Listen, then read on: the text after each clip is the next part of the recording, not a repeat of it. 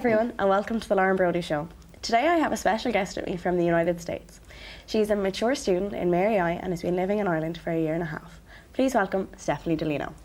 Hi, thank you for having me. I'm excited to be here. Good. How has your experience in Ireland been so far? Oh my gosh, it's just been the best experience of my life. Like I love being here. I've made great friends, and I love taking road trips around the country and seeing new sites around Ireland. And I have to say, I love your guys' Guinness. It's definitely a lot better here than it is in the States. We're definitely guilty of over-drinking the Guinness anyway, just a little bit. Would you recommend going abroad to anyone? I would definitely recommend everyone to go abroad at least once in their life. It really pulls you out of like your comfort zone and just gets you to explore the world and see new world views and everything. And so yeah, I would definitely recommend all students to do it at least once in their life. I kind of feel like if you go on a holiday, you don't really get to like immerse yourself in the culture. So I think going away for a couple of months, maybe just really get into the feel of it. Yeah. Speaking of that, we talked to a girl called Emma Hill who went on her Erasmus year to La Roche-sur-Yon in France. Let's hear how she got on. Well, what did I know about France before I moved there? I suppose everyone kind of has a stereotypical idea about every country in the world. So I suppose when we think of France, we think croissants, we think the Eiffel Tower, we think really sunny weather and tanned people and pancakes, crepes, all those kind of things, and I'm thinking about food. And it's a very big country as well, so in comparison to Ireland, you know. So I didn't really have much information on the region I was actually studying in, but when I actually got there, I actually explore all the different regions, and that was really cool too. So, what surprised me the most about France when I first moved there are 3 things. So the price of alcohol was so cheap. Over here, you pay way more than you would in France, and it was such a big shop. You could probably get about 3 bottles of wine under a tenner even. Whereas over here you'd be paying way more than what you would pay in a normal supermarket in France. So it was very cheap for drinking in the pubs and the nightclubs. And another thing that also surprised me was dressing. So like the way people dress in France, very casual, very laid back. Over here on a night out, girls would wear fancy dresses, fancy skirts, makeup, everything, hair. Boys, jeans, really nice shirt. Whereas in France, they would wear jeans and a top and runners going into the club, which I kind of found bizarre at first when I moved there, but that's their culture, really laid back. And a lot of French people smoke is my last thing that really surprised me. So I know a lot of Irish people smoke, but I think it is very common for French people to smoke. Did I find the French people treated me differently because I was from another country? It was 50-50 for me, if I'm honest. I think if you're going to live and study in another country, you have to make an effort with the language being spoken. But obviously when I went there, my language wasn't completely fluent, so I did have broken French here and there.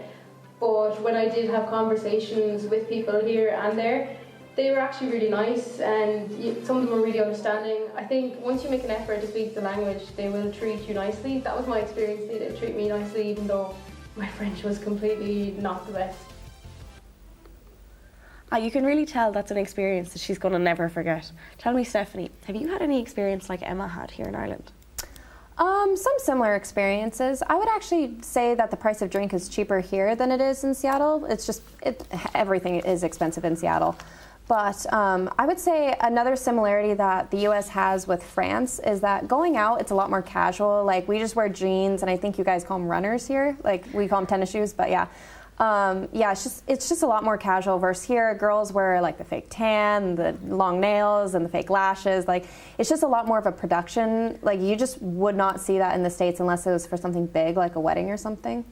Can't go on a night out here without a bit of Sally. Okay, it just happens. Okay. On the topic of international affairs, the USA just had their midterm elections. Here to tell us more is Laura. Laura? On the 6th of November, the midterm elections took place in the US. The midterm elections happen every 4 years in November, in the middle of the president's term in office. This time round, the voters chose new members of Congress. The turnout for the election was not as high, however, as it was for the 2016 presidential election. However, despite this, there was a huge turnout of young voters. A huge 3.3 million young people aged 18 to 29 voted via early ballot, which was a huge increase on the previous midterms. Overall, though, more than 100 million people voted. The Democrats trumped the election by getting a total of 233 seats. The Republicans, however, only managed to get 199 seats, with 3 seats still not being called. It's not looking good overall for the Republicans. Leader of the House of Democrats, Nancy Pelosi, has pledged to hold the Republican presidency to account after Trump's tumultuous 2 years in the White House.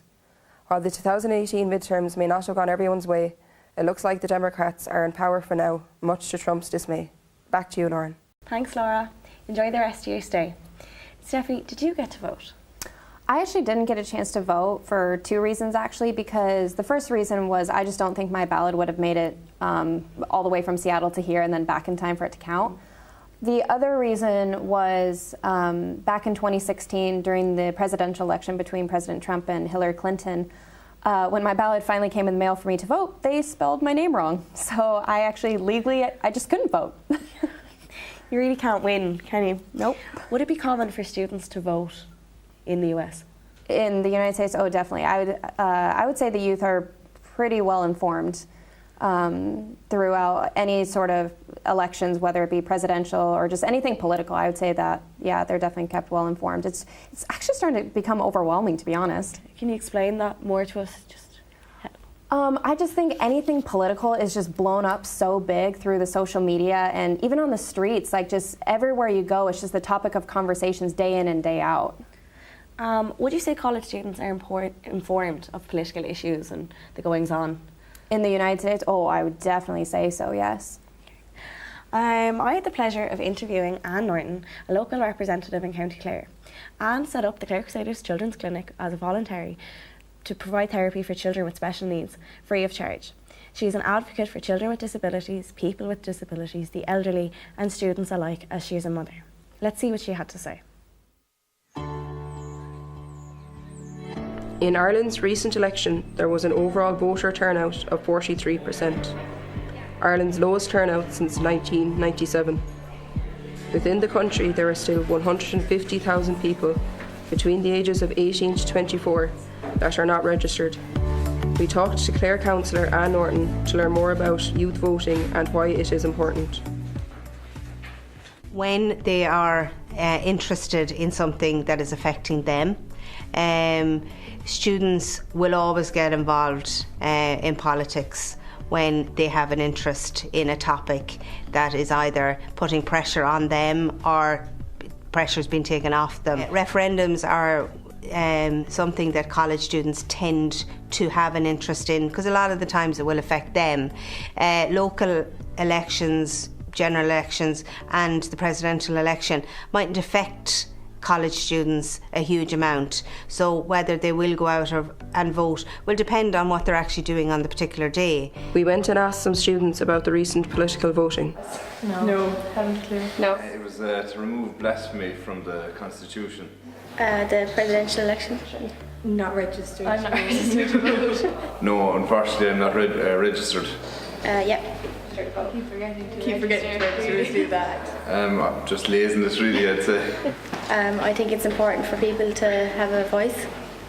The older generation tend to vote because it's what was ingrained in them over the last number of years or the last century. There is a lot of older politicians that might not be aware of how difficult things are because they're not living in that particular time.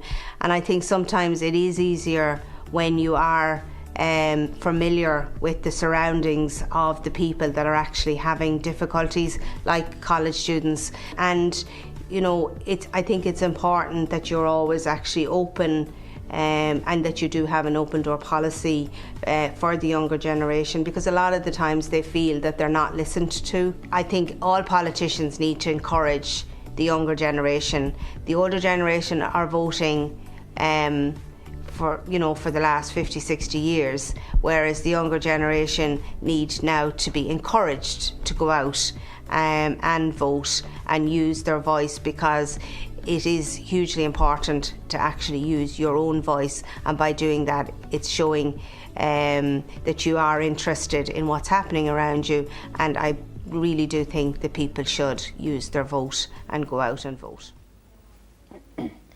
It's really concerning how little Irish students pay attention to politics, considering it's really going to affect their lives in years to come.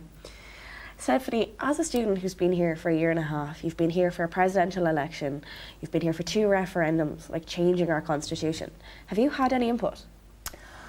Well, if I'm being honest, I've kind of mostly kept my opinion to myself, as this isn't my home country and I don't know what struggles the Irish have gone through when it comes to all of these political changes.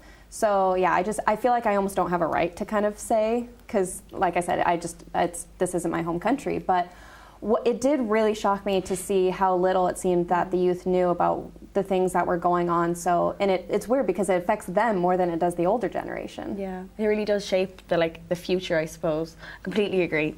That's all we have time for today.